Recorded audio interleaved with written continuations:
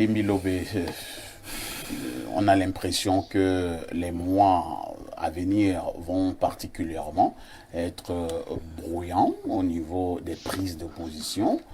Certains artistes ont commencé à émettre des opinions qui ne sont pas toujours dans le sens de soutenir le pouvoir en place.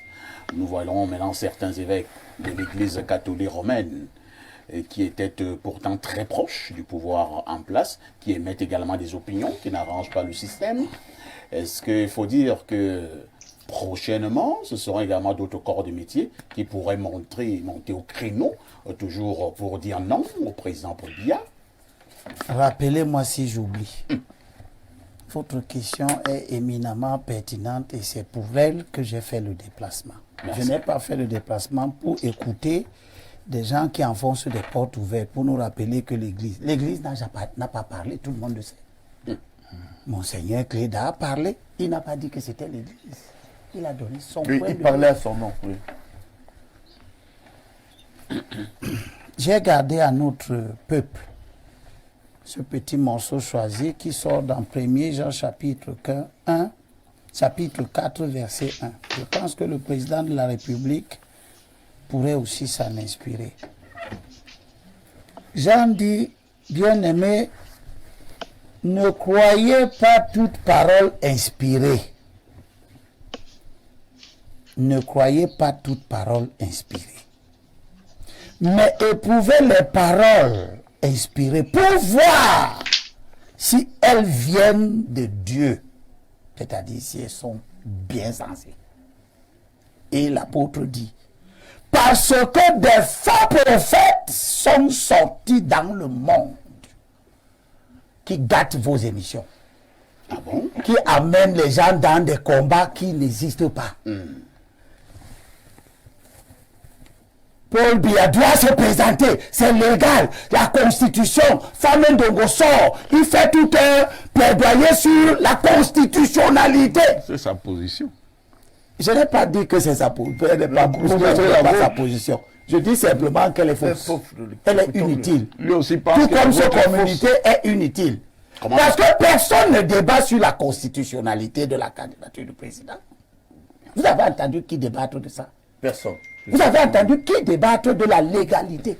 La légalité d'une candidature, c'est 35 ans au moins, résider au Cameroun pendant terminé. Il n'y a pas beaucoup de choses.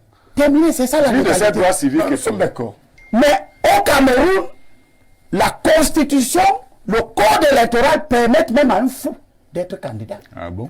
Bien sûr. Il n'y a pas un dossier mental. Il n'y a pas dans le dossier de candidature un certificat médical, un rapport sur la santé mentale, sur la santé physique, sur les aptitudes intellectuelles. Ça ne veut pas dire qu'on peut aussi admettre un fou. Cela veut donc dire que le constituant et le législateur ont laissé la latitude au peuple d'apprécier au-delà des critères de légalité. C'est ça qu'on appelle le bon sens. C'est ça le bon sens. C'est le peuple qui choisit les candidats. S'il vous plaît, moi j'ai écouté tout le monde. Je souhaite aussi qu'on m'écoute pendant au moins 10 minutes. Non, pas 10 minutes. Il va rester 2 minutes. Non, ce qu'il dit, a dit que pendant 10 minutes, il nous a dit. C'est pour la beauté de l'émission. Ce qu'il dit est très intéressant. Au-delà de la légalité, qui n'a posé problème à personne, mais dans laquelle un certain nombre d'IREAC du RDPC et du régime essaient d'embarquer les gens dans le but de distraire, de divertir, d'amener les gens dans de fausses pistes. Le débat, c'est le bon sens. Est-ce que c'est bien sensé que toi qui es mon grand-père, que le président qui est le grand-père de certains que je vois sur la télévision, il est mon père. Mon père est né en 24. Le président est né en 33. Ma mère même qui m'a accouché est née en 34. Donc le président est mon père.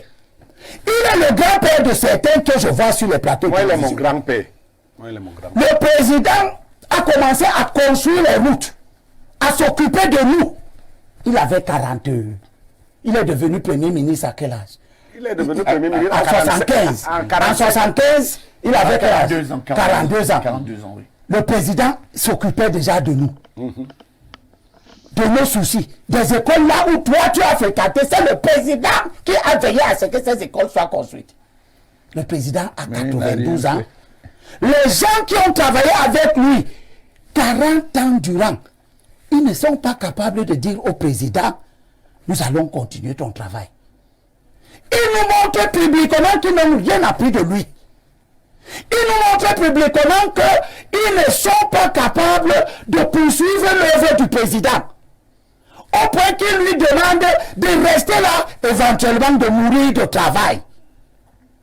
Ça, ce n'est pas conforme à nos valeurs. C'est ça.